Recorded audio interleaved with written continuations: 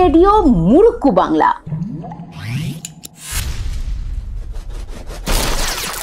শুধুমাত্র রেডিও তুতো বাঙালিদের জন্য ই রেডিও মুরুক্কু বাংলা।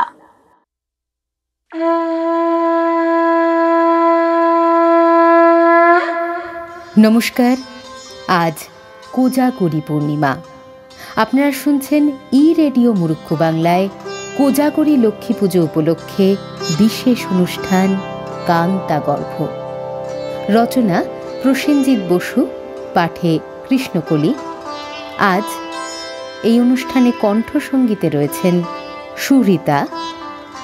এই অনুষ্ঠানের প্রচ্ছদ চিত্র অলঙ্করণে রয়েছেন অনিরুদ্ধ দাস, শব্দ ও ছবি সম্পাদনায় অর্ণব দত্ত, ওয়েব ছবি সজ্জা ও বিজ্ঞাপনের ছবি সম্পাদনায় সৌরভ নন্দী। সমগ্র অনুষ্ঠানটি পরিকল্পনায় ভুবস ও কৃষ্ণকলি এবং অনুষ্ঠান প্রযোজনায় ইনারাই। এই বিশেষ অনুষ্ঠান শোনার জন্য সাবস্ক্রাইব করুন ই রেডিও মুরুক্কু বাংলা চ্যানেলটিকে। পাশের বেল আইকনটিও প্রেস করুন, যাতে পরবর্তী অনুষ্ঠানের নোটিফিকেশন আপনারা পেয়ে যেতে পারেন সহজেই। আর এই অনুষ্ঠান ভালো লাগলে অবশ্যই লাইক, শেয়ার করুন এবং কমেন্ট করে জানান আপনার অনুভূতি। আজ শুনুন কোজাগরী লক্ষ্মী পুজো উপলক্ষে বিশেষ অনুষ্ঠান কান্তা গর্ভ।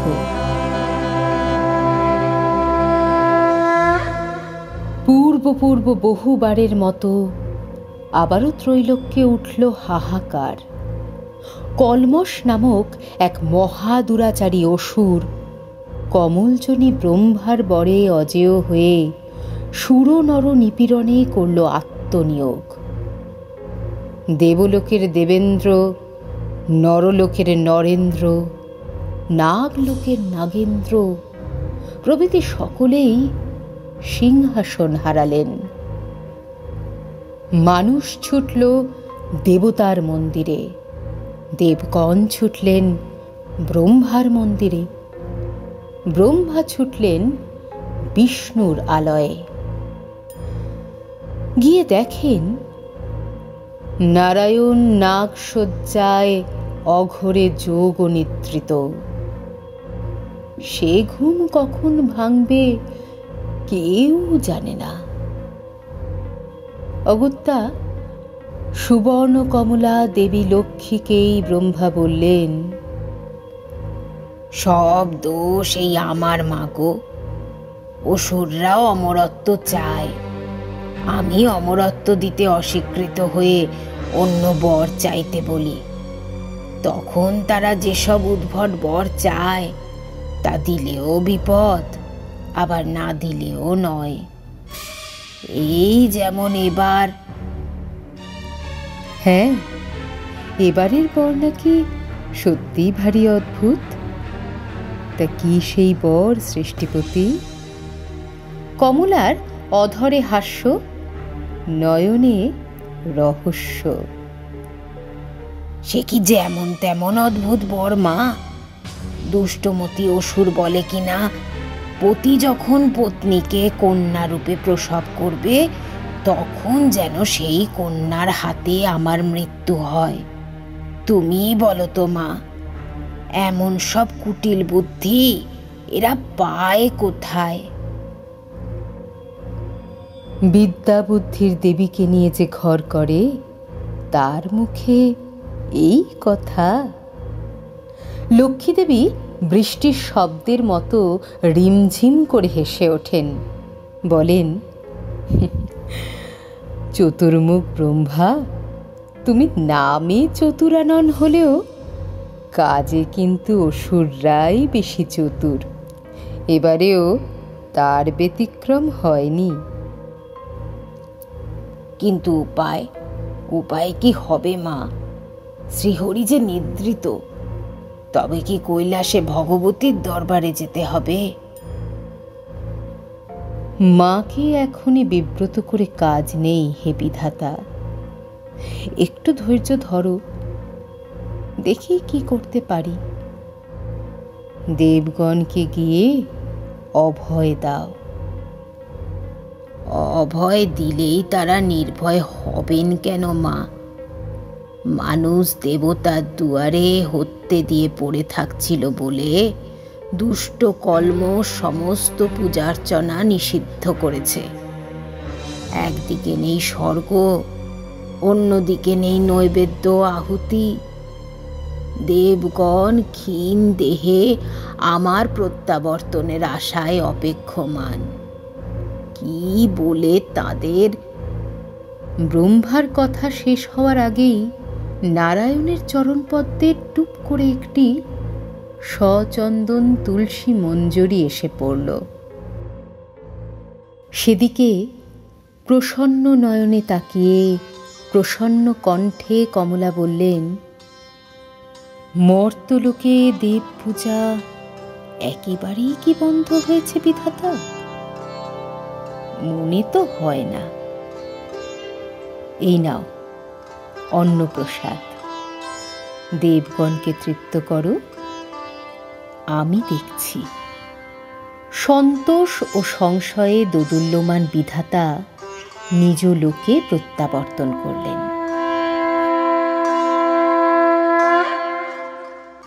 দাক্ষিণাত্যের চোল প্রদেশে ব্রাহ্ম মুহূর্তে এক বৃদ্ধা শয্যা ত্যাগ করে উঠে পড়লেন।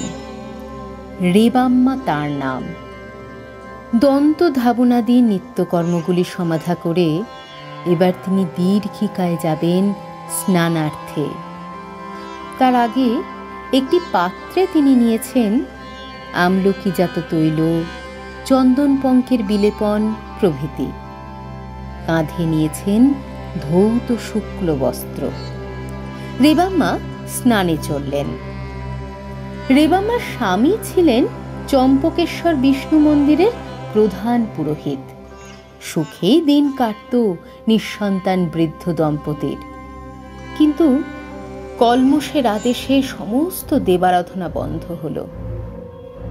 দৃষ্টান্ত হিসেবে হত্যা করা হলো রেবাম্মার স্বামী সহ আরো বহু পূজারী ব্রাহ্মণকে।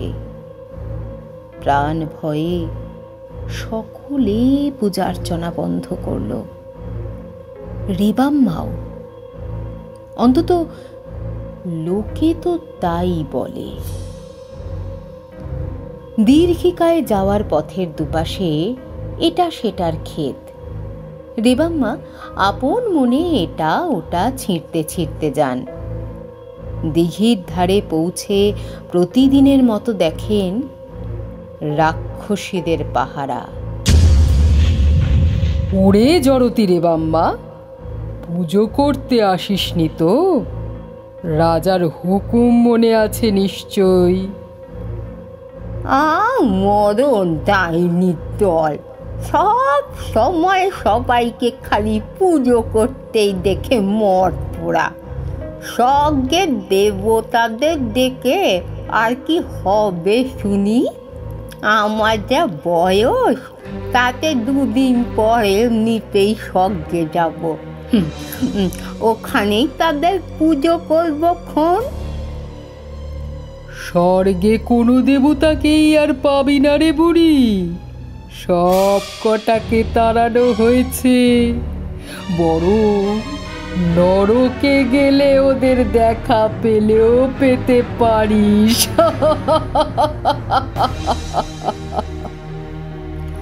হ্যাঁ রে, ভূতমুখী রাক্ষসীর জাত। রোজ সকালে তোদের মুখ দেখে যা পুণ্যি হয়, তাতে নরকেই যেতে হবে বই কি। নে রঙ্গ ছাড়, ঘাট ছাড়, নাইতে দে। নাকি তোদের রাজা নাইতেও মানা করেছে লোককে? না না, নাইতে মানা নেই। বটে, তোদের দেখে তো মনে হয় না। শরীরে যা দুর্গন্ধ, সর সর সর। দাঁড়া রে বাম্মা, তোরা চলে ওগুলো কি বাঁধা? খোল দেখি। অম্লান বদনে রেবাম্মা আঁচল খোলেন। কি আবার গোটা কয় তুলসী পাতা, এত ভোরবেলায় চান করলে রোজ রাতে কাশি ওঠে, তাই মধু দিয়ে নেড়ে খাবো বলে নিয়ে এসেছি। এই দেখ বাপু, দেখ, এই বাটিতে মধুও আছে। বিশেষ হলো তো। তা ওষুধ বিশুধ খাবি তো নিজের বাড়িতে বসে খানা, এখানে বয়ে এনেছিস কেন? তোর মতলবটা কি বলতো? আরে আমার কে রে, মতলব আমার মাথা আর তোদের মুন্ডু। কৌদের মুখ পোড়া বললে চানের পর যখন গায়ে কাঁপুনি দেবে তখনই মধু তুলসী খেতে, তাহলে আর ঠান্ডা লাগবে না। ঘাড় মটকাতে গেলে কবরেজের ঘাড় মটকা। আমার ঘাড় বয়সের ভারে এমনিতেই মটকে আছে, হত ভাগীর দল। বয়সের খেয়াল তোর আছে না কিরে বুড়ি? এই বয়সে গা ভরা গয়না, হাতে মকর মুখবালা, গলায় ঝিনুক মানিক হার, রোজ যা আমলকি চন্দন ঘষিস গায়ে মাথায়, আরও কি কি সব মাখিস, তাতে ভর যুবতীরাও হার মানবে। বলি চিতায় উঠেও চন্দন মাখবি নাকি? চিতায় উঠে চন্দন মাখবো কেন রে সতেক খোয়ারি? বরং চন্দন কাঠের চিতাতে উঠবো। তোদের ইচ্ছে হলে তোরাও সঙ্গে উঠিস খন। এবার সরবি না অন্য ঘাটে যাব? প্রতিদিনই ইত্যাকার কিছু গালাগালের গালবাদ্যের পর রাক্ষসীরা সরে দাঁড়ায়। রেবাম্মা ঘাটে বসে চটুল সুরে গুনগুনিয়ে গান গাইতে গাইতে চান করেন, না হোক অন্তত 10 বার ডুব দেন। সেদিনও ডুব দিলেন রেবাম্মা। দিয়েই গলার ঝিনুক মানিক হারের সোনার ঝিনুকটি খুলে ভিতর থেকে মানিকের বদলে বের করলেন একটি সুদৃশ্য ছোট্ট শালিগ্রাম শিলা। ডুব জলে তাকে স্নান করালেন। পরের ডুবে অতি গোপনে তাকে দিলেন সচন্দন তুলসী। তারপরের ডুবে খোঁপায় জড়ানোর নতুন মালা থেকে খুলে নেওয়া একটি কুন্দ ফুল। এভাবেই এক একটি ডুবে এক একটি উপাচারে পুজো হলো শালিগ্রাম রূপী বিষ্ণুর। রাক্ষসীরা তো আর জানে না যে রেবাম্মা শুধু পুরোহিত পত্নী নন, তিনি নিজেই পূর্ণাভিষিক্তা কৌল সাধিকা, গুরুদত্ত শালিগ্রামের সেবাধিকারিণী। প্রতিটি গৃহে এখন অসুরদের পাহারা। সমগ্র চোল প্রদেশে যত দেব বিগ্রহ, দেবপট, দেবশিলা ছিল নষ্ট হয়েছে কলমশের সেনার হাতে। অবশিষ্ট আছেন কেবলই শালিগ্রামটি। ভক্তিমতী বুদ্ধিমতী রেবাম্মার কণ্ঠলগ্ন হয়ে। সাদা কাপড়টি পরে সাদা চন্দন মেখে সাদা ফুলের মালা মাথায় জড়িয়ে রাক্ষসী সেনার চোখের উপর দিয়ে ভৈরবী রেবা দেবম্মা বাড়ি ফিরলেন। রোজই দিবানিশি অহরহ রেবাম্মা প্রার্থনা করেন এই তামসিক অপশাসনের শেষ হোক। দিন কয়েক পর এক রাতে তিনি স্বপ্ন দেখলেন কি এক অত্যুজ্জ্বলা রমণী তাকে বলছেন, রেবাম্মা, আমি এসেছি, আজ তুমি আমার দেখা পাবে। রেবাম্মা বললেন, কে গো তুমি? রমণী বললেন, তোমার মা, তোমার মেয়ে, তোমার সই। বাকিটা তোমার নারায়ণ জানেন। নারায়ণের নাম শুনে তৎক্ষণাৎ ঘুম ভেঙে গেল রেবাম্মার। দেখলেন ব্রাহ্ম মুহূর্ত সমাগত, নিত্য পুজোর সময় সমুপস্থিত। স্বপ্নটির কথা ভাবতে ভাবতে তিনি স্নানে চললেন। রাক্ষসীদের সঙ্গে প্রাত্যহিক বচসার পর ঘাটে এলেন রেবাম্মা। ডুব দিলেন, সোনার ঝিনুক খুলে বের করলেন শালিগ্রাম। অবাক কাণ্ড! গোলকাকার শালিগ্রামের চক্র ভেদ করে বেরিয়ে এসেছে একটি অতি ক্ষুদ্র অঙ্কুর, ঠিক যেন নারায়ণের নাভি পদ্ম। এতখানি বয়সে এমনটি দেখেননি, শোনেননি রেবাম্মা। গুপ্ত পুজোর শেষে জলমগ্ন অবস্থাতেই আবারও ভালো করে দেখলেন অঙ্কুরটিকে। ফেরার পথে ভাবতে লাগলেন, কিসের অঙ্কুর এটি? কিভাবে জন্মালো শালিগ্রামের মধ্যে? স্নানে আসার সময়ে দুপাশের ক্ষেত থেকে পঞ্চশস্য তুলে আনেন তিনি। সেই পঞ্চশস্য নিবেদনের সময়েই কি শিলার ভিতরে প্রবিষ্ট হয়েছিল কোনো শস্য? হতেও পারে, কিন্তু মাটি মাটি পেল কোথায়? তবে কি নদী গর্ভে নারায়ণকে স্নান করানোর সময়ে কর্দমযুক্ত জল ঢুকেছিল শালিগ্রামে? ভেবে নিজেরই হাসি পেল রেবাম্মার। স্বয়ং ভূদেবীকে যিনি নিজ ক্রোড়ে স্থাপন করেন, তার কি মাটির অভাব? কিন্তু এই অঙ্কুরটিকে তো সোনার ঝিনুকে বন্দি করে রাখা চলে না।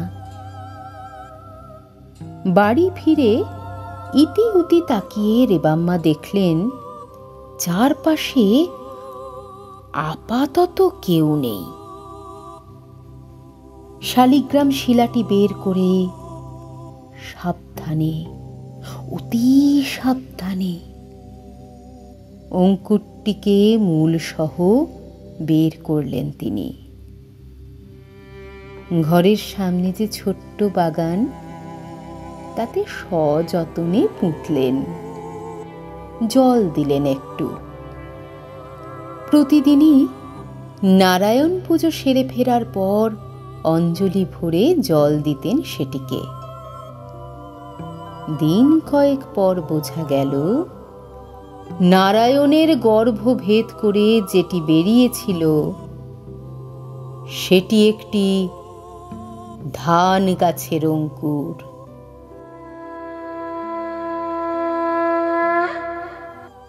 মাস কয়েক কাটল, অঙ্কুর থেকে চারা, চারা থেকে গাছ। দুধ জমছে ধানের শীষগুলিতে। সবুজ কাঁচা ধান ক্রমে পাক ধরার পথে। রেবাম্মা বুঝতে পারেন, যেদিন থেকে ধানের অঙ্কুরটি বাড়িতে এসেছে সেদিন থেকে অনেক কিছুই অন্যরকম হচ্ছে। বাড়িটি হঠাৎ হঠাৎ ভরে যায় পদ্ম গন্ধে। সুমঙ্গল সূচক শ্বেত পেচক উড়ে যায় বাড়িটির চারপাশে। অসুরের পেয়াদারা বাইরে থেকেই হাঁক ডাক করে, ভিতরে ঢোকে না। কি এক অজানা আনন্দে রেবাম্মার মন ভরে থাকে। সেদিন আশ্বিনের পূর্ণিমা। প্রাতঃকালে দিঘি থেকে নারায়ণ পুজো করে ফেরার পর রেবাম্মা দেখলেন কয়েক ছড়া সোনার ফুলঝুরির মতো বাগান আলো করে দাঁড়িয়ে রয়েছে সেই ধান গাছ। আর সেই গাছের নিচে আপনা থেকেই জড়ো হয়ে রয়েছে বেশ কিছু চাল। বাহ, বেড়ে মজা তো! ধান কাটা, ধান মাড়াই করা, কত ঝঞ্ঝাটের পর চাল মেলে।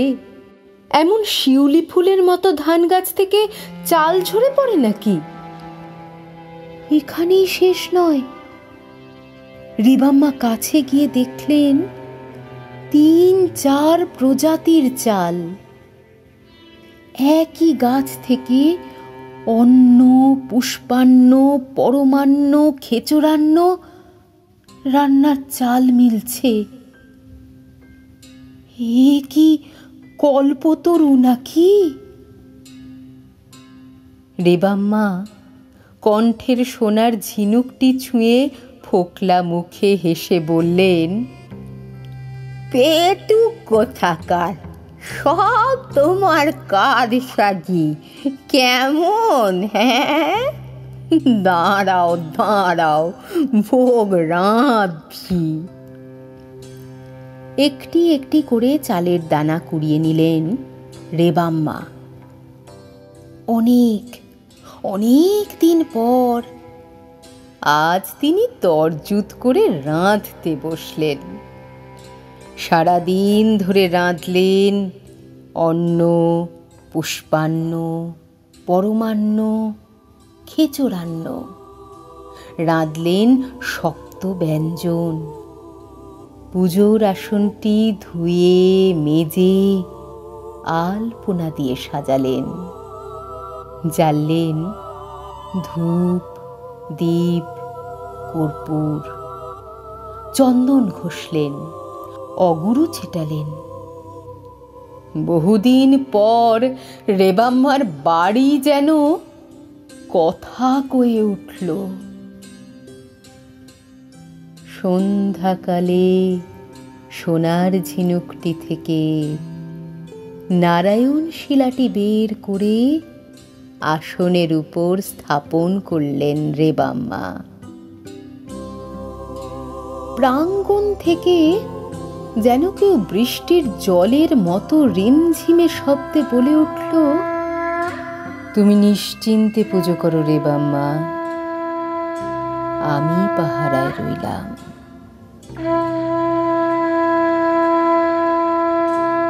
প্রকাশ্য পুজোর খবর ছুটল কান থেকে কানে। বিধবা বুড়ির এত বড় দুঃসাহস! চোখের সামনেও স্বামীর পরিণাম দেখেও শিক্ষা হয় না? পাইক পেয়াদা, কে আছিস? বুড়িকে পুজোর ঘরেই জ্যান্ত পুড়িয়ে মার। পাতাল ভেদি অসুর সেনা রেবাম্মার বাড়ির কাছে এসে দেখে আশ্চর্য! শত শত পেঁচা গম্ভীর মুখে সেই বাড়ি ঘিরে বসে আছে। এগোনো মাত্রই তারা তেড়ে এলো এবং ইঁদুর ধরার মতো এক একটি অসুরকে মুখে নিয়ে এদিক ওদিকে উড়ে যেতে লাগলো। কিছুক্ষণের মধ্যেই চারপাশ ফাঁকা, না অসুর না পেঁচা। খবর গেল আরো বেশি যুদ্ধবাজ সেনার সঙ্গে এবার এলো বাছা বাছা 9 জন সেনাপতি। তারা মধ্যপথে এসে দেখে রেবাম্মার বাড়ির থেকে 3 ক্রোশ পর্যন্ত স্থান এক বহ্নিময় যন্ত্ররেখার দ্বারা রক্ষিত। সেই যন্ত্রের 8টি কোণে ও মধ্যে 9 জন পরমা সুন্দরী রমণী ক্রোধ মুখে ধনুর্বাণ হাতে বিরাজমানা। অসুর সেনা যন্ত্ররেখা লঙ্ঘনের প্রয়াস করা মাত্রই বিভূতি, উন্নতি, কান্তি, সৃষ্টি, কীর্তি, সন্নতি, বুদ্ধি, উৎসৃষ্টি ও ঋদ্ধি নাম্নী সেই 9 দেবী,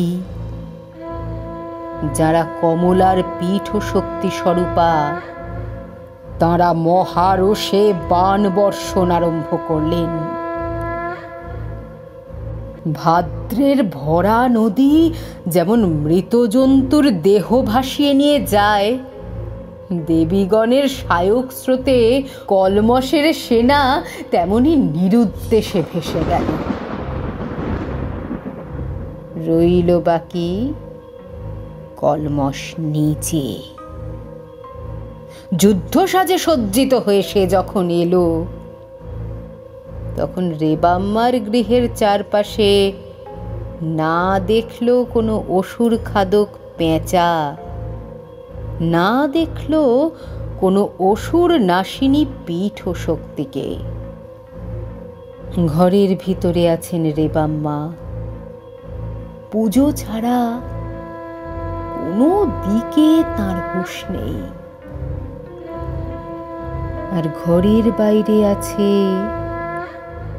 একটি সোনালি ধান গাছ, রূপলি জ্যোৎস্নায় সেটি ঝলমল করছে।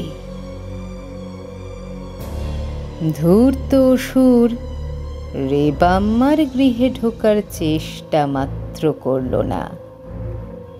একটি প্রকাণ্ড মান্ত্রিক ত্রিশির ত্রিপুচ্ছ কুম্ভীর সৃষ্টি করে সেটিকে নিক্ষেপ করল সেই গৃহের দিকে। আর সেই মাত্র এক ফুৎকারে দীপ নির্বাণের মতো নিভে গেল পূর্ণিমার চাঁদ, নিভে গেল সমস্ত তারার আলো। নিকষ আঁধারের মাঝে দাঁড়িয়ে কলমশ শুনতে পেল অভিমন্ত্রিত ক্রুদ্ধ কুমিরের নিরুপায় ঘুরপাকের শব্দ। কয়েক মুহূর্ত পরেই জ্বলে উঠল চন্দ্র তারকা। জ্যোৎস্নায় আবারও ভেসে গেল 10 দিশি। কলমশ দেখল দিগ্ভ্রান্ত কুমির 3টি বিরাট পুচ্ছ আন্দোলিত করে মহাবেগে ধেয়ে চলেছে সম্পূর্ণ বিপরীতে অসুরপুরীর দিকে। এই দৈবী মায়ার সমাপ্তি যে এবার না দেখলেই নয়। ব্রহ্মার বরলব্ধ শক্তিতে সর্বাঙ্গ বন্ধন করে কলমশ রেবাম্মার গৃহাভিমুখে এগোয়। আর তখনই সেই ফলন্ত ধান গাছ বিদ্যুৎ দ্যুতিতে ভরে ওঠে, জ্বলে ওঠে, আকারে বর্ধিত হতে থাকে। বর্ধিত হতে হতে সামান্য একটি ধান গাছ যেন বিশ্ব মহাতরুর রূপ নেয়। আর সেই মহাতরুর মধ্যে কলমশ প্রত্যক্ষ করে এক মহাজ্যোতির্ময়ী দিব্য রমণীকে। সেই রমণী চতুর্ভুজা, পদ্মাসনা, হিরণ্যগৌরী, সর্বালঙ্কার সুমণ্ডিতা। হস্ত চতুষ্টয়ে যথাক্রমে নাগপাশ, অক্ষমালা, স্বর্ণপদ্ম ও শ্রীনি। চন্দ্রমণ্ডল ঘিরে যেমন নক্ষত্রের বিভা, তেমনি সেই মহামহিমময়ী লক্ষ্মী দেবীর চতুষ্পার্শ্বে আদিত্যাদি নবগ্রহ, ইন্দ্রাদি 10 দিকপাল, মৎস্যাদি 10 অবতার যুক্ত করে দণ্ডায়মান। স্বয়ং নারায়ণ যোগ নিদ্রান্তে সসম্ভ্রমে নিজ শক্তির লীলা নিরীক্ষণরত। কলমশ জিজ্ঞাসা করে, কে কে তুমি? দেবী বলেন, দুষ্টচিত্ত কলমশ, তোমার বর প্রার্থনার পর লোকপিতামহ ব্রহ্মা যে তথাস্তু উচ্চারণ করেছিলেন, আমি মূর্তিমতী সেই তথাস্তু বাক্য। আমি ধনধান্য স্বরূপিণী কমলাম্বিকা। তোমার কুকৃত্যের অবসান কল্পে স্বীয়পতি নারায়ণের শালিগ্রামরূপী গর্ভ থেকে সমুৎপন্না। এখন নিজ মৃত্যু প্রত্যক্ষ করো। লক্ষ্মীর শ্রীহস্ত নিক্ষিপ্ত নাগপাশ সশব্দে ছুটে আসে কলমশের দেহ লক্ষ্য করে। পাকে পাকে বেষ্টিত হয় সেই দুর্বৃত্ত অসুর। অতঃপর কমলা তাঁর সুতীক্ষ্ণ স্বর্ণময় শ্রীনির একটি আঘাতে বিদারিত করেন কলমশের মস্তক। দিকে দিগন্তরে জয়ধ্বনি ওঠে। পূজা শেষে চোখ মেলেছেন রেবাম্মা। সম্মুখে বাধ্য সন্তানের মতো উপবিষ্ট জলদ কান্তি নারায়ণ।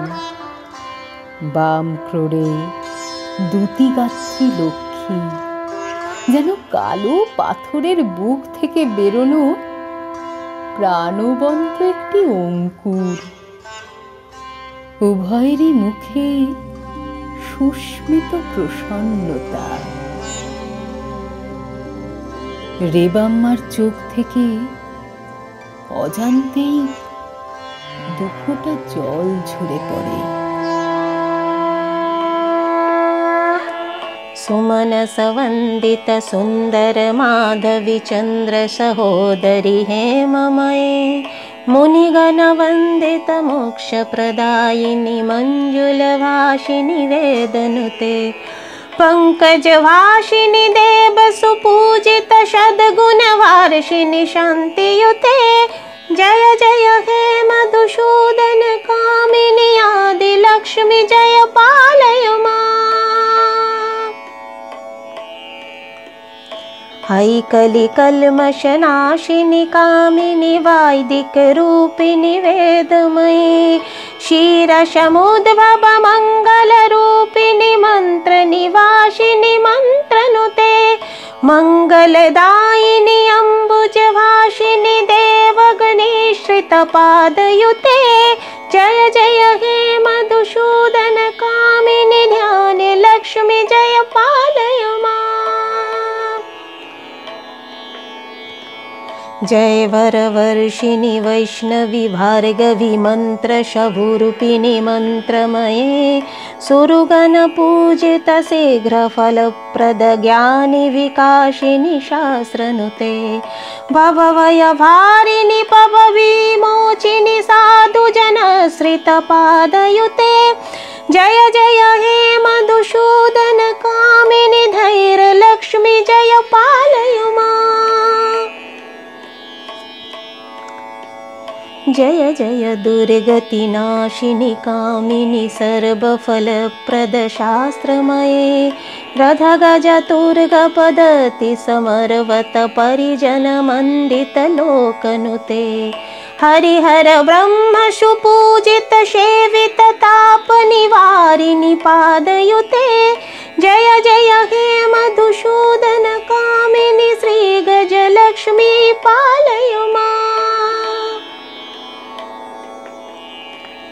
ऐ खगवाहिनी मोहिनी चक्रिणी रागविभर्दिनी गानमये गुणगणवर्धी लोकहितनिशिनी सप्तशवार ज्ञाननुते सकल सरासुर देव मुनीश्वर मानव वंदित पादयुते जय जय हे मधुसूदन कामिनी शंतन लक्ष्मी पालय मां। जय कमलिशिनि सद्गतिदायिनि ज्ञान विकासिनि ज्ञानमयी अनुदिनमर्षित कुङ्कुम दुःशरभूषितवासितवादनुते कङ्कदराश्रुति वैभव वन्दित शङ्कर देशिकमानपदे जय जय हे मधुसूदन कामिनि विजय लक्ष्मी पालय मां। प्रणत सुरेश्वरि वारति वर्ग विशोक विनाशिनि रत्नमयी मणिमय भूषित कर्ण विभूषिण शान्ति समर्वत हास्य मुखे नवनिधिदायिनि काली महारिणि कामित फल प्रदाहस्तयुते जय जय हे मधुसूदन कामिनि विद्यालक्ष्मी सदा पालय मां। धिमि धिमि धिं धिमि धिं धिमि धिं धिमि धुन्दुभिनाद सुपारणने घुम घुम घुम घुम घुम घुम घुम घुम शङ्खनिनाद सुवादनुते वेदपुरनेशा शुपुरजिता वैदिक मार्ग प्रदर्शनते जय जय हे मधुसूदन कामिनि धन लक्ष्मी रूप पालय मां।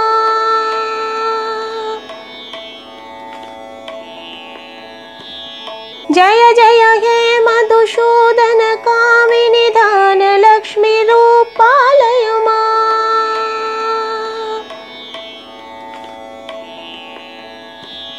जय जय हे मधुसूदन कामिनि धन लक्ष्मी रूप पालय मां।